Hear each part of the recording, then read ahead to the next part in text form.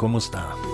Today we go to Ambon-Ambon-falls in the forest, but we had to face a little surprise.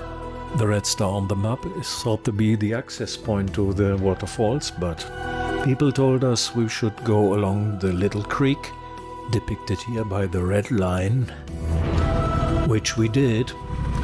Here the creek on the right, and a little bit of damage, which might be result of the last typhoon Katrin, but we will see more later.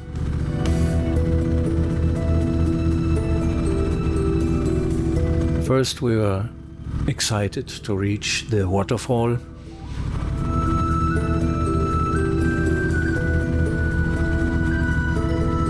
A few houses here in the area, living in a lush green.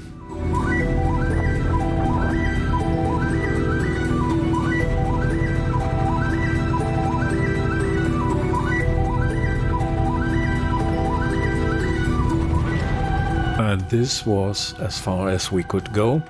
Here ended the street.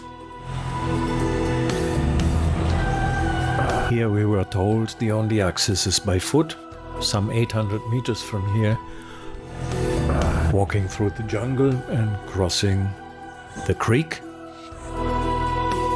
Having a look at the bridge and the creek. Of course, we were not prepared for hiking. So we decided to come back another time, better prepared. So no waterfalls, a little bit disappointing, yes. So plan B was taken into consideration, and this was going up to Tagaytay, but not on the normal road. We were told we can go all the way through the jungle and that the road is not that bad. Here on our way back to the previous point where we thought that would be the access point to the waterfalls.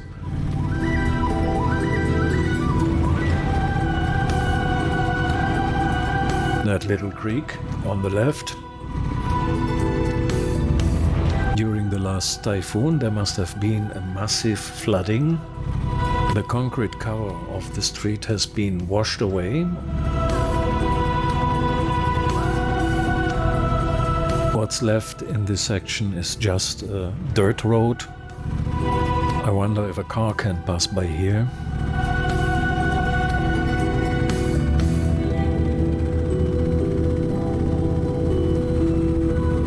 One segment has also been washed into the middle of the creek.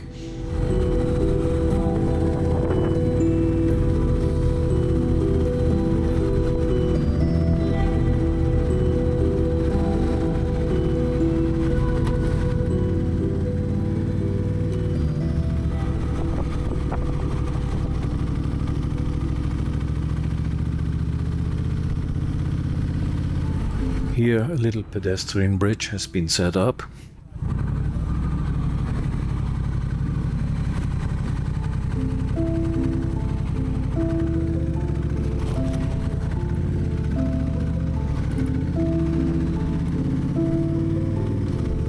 And this is likely debris washed all the way up during the typhoon.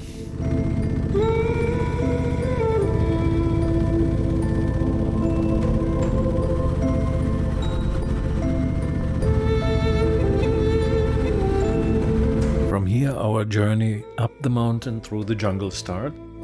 The blue star shows the alleged access point to the waterfalls. We pass by there and go all the way up until we reach the national highway which goes to Tagaytay.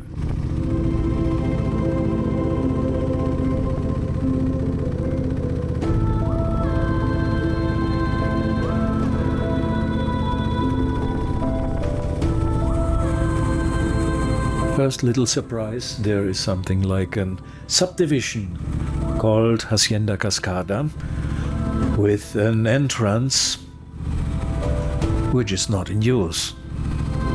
No guard on duty, but on the left somebody cutting the grass.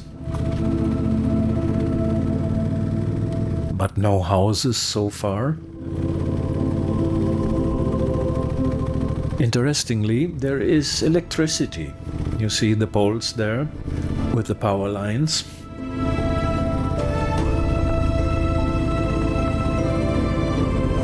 What a strange subdivision with no houses, but electricity and a horse.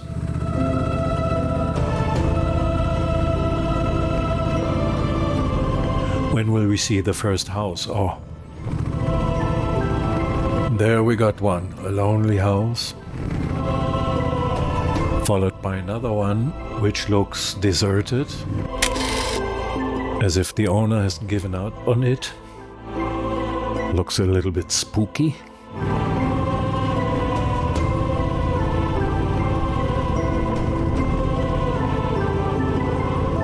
A weird thing to see, a subdivision with a lot of wilderness and only a few houses. Here we reach the end. Obviously, they didn't put up a gate here in the back door.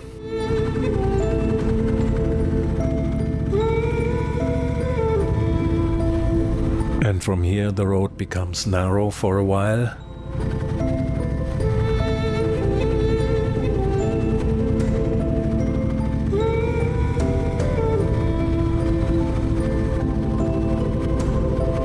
Narrow and always up the hill.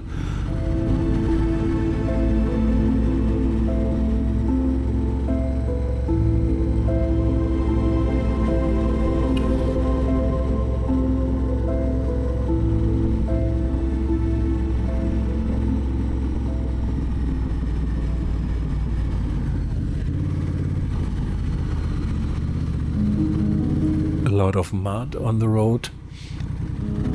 I think since this road is carved into the mountain, we'll see later, where a wall of mud aligns the side of the road, especially on the right side. Rain will bring a lot of this mud down the road.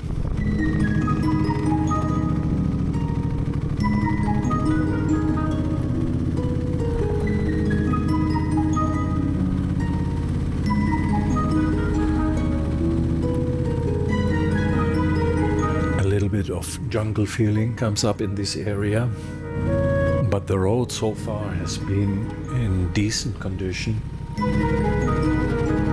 Not too many potholes.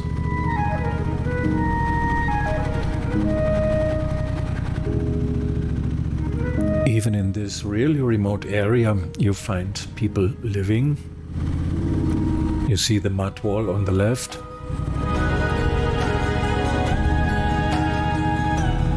And here on the left and the right, with signs that this did not come to pass by natural causes.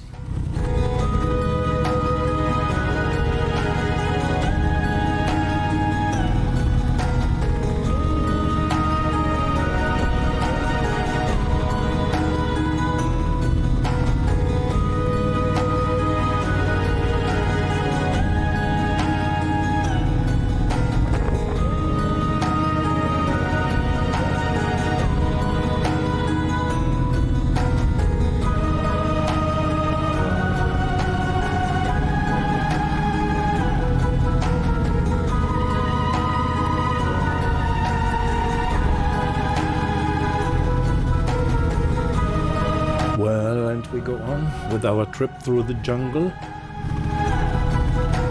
It seems as if the vegetation is reaching into the street, trying to reclaim what has been stolen by creating this path.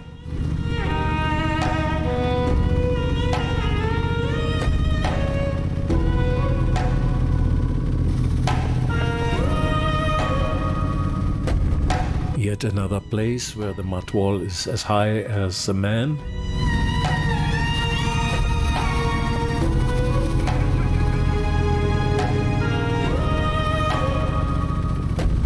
More houses show up the higher we climb. And all of a sudden the wall on the right is gone, allowing view into the jungle valley to the right.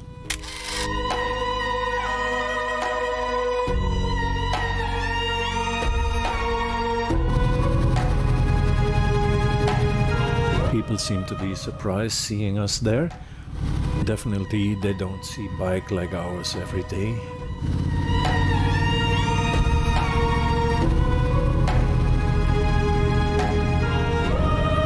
And I'm surprised seeing here pretty decent houses out here in the wilderness, in such a remote area.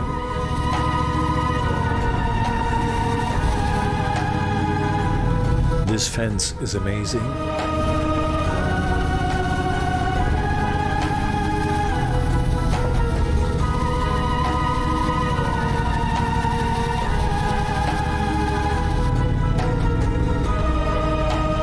We are not yet done. We are still climbing.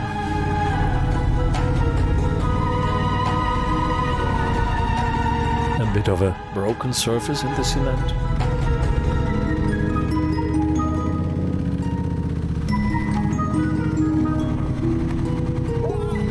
And here all of a sudden no more cement. Just a dirt road with wet mud, which makes it a little bit slippery. So caution is advised here.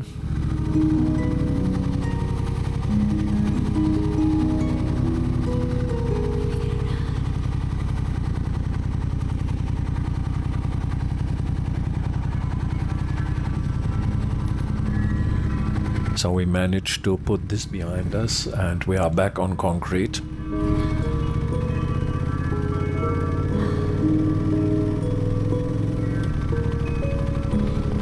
Now the climb becomes very steep and ends with a surprise. Here the road widens to a 2-lane road and going downhill.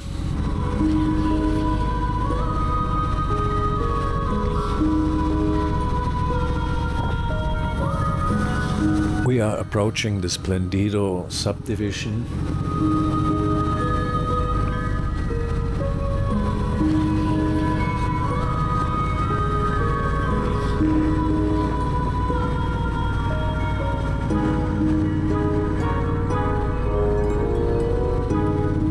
Here we are approaching the gate and the guard is waving us through.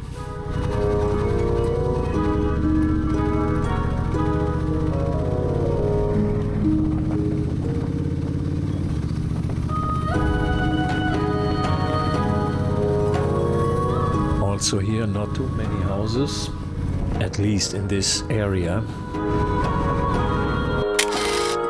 but with a fantastic view onto the Taal volcano and lake.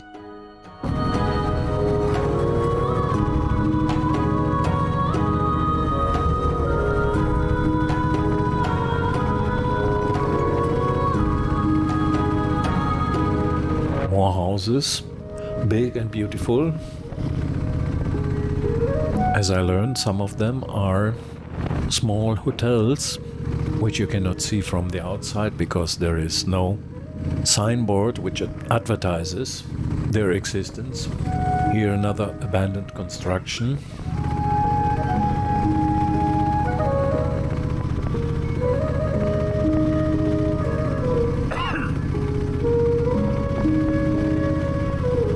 The closer we get to the entrance gate, the more houses pop up.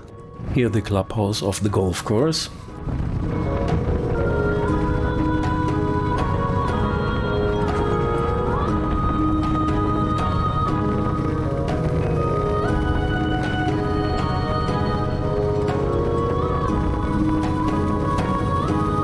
And here one of the 2 towers of the Splendido Hotel.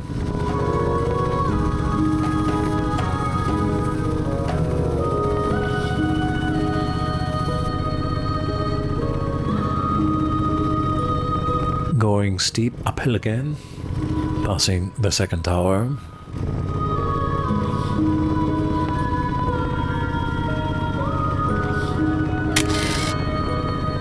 Yes, for sale, right across the street of the Splendido Hotel, at a Class A location.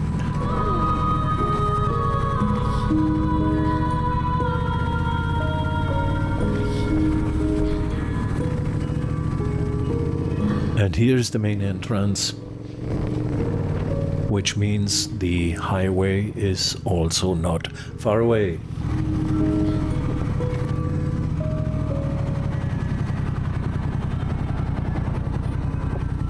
Back on the highway, turning to the right would go to Tagaytay, to the left, going back to Balayan. We have to turn left, and the guard is helping us to get across the street. Thank you.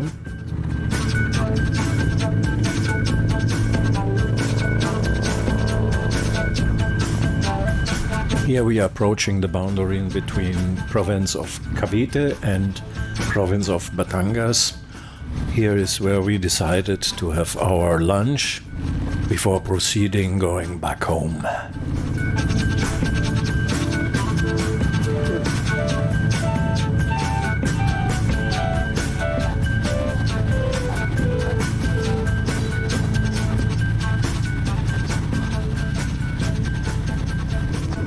Well, we didn't see the falls so far. It was not a big success, but we had an epic ride through the jungle. And next time we know how to prepare in order to get to the falls.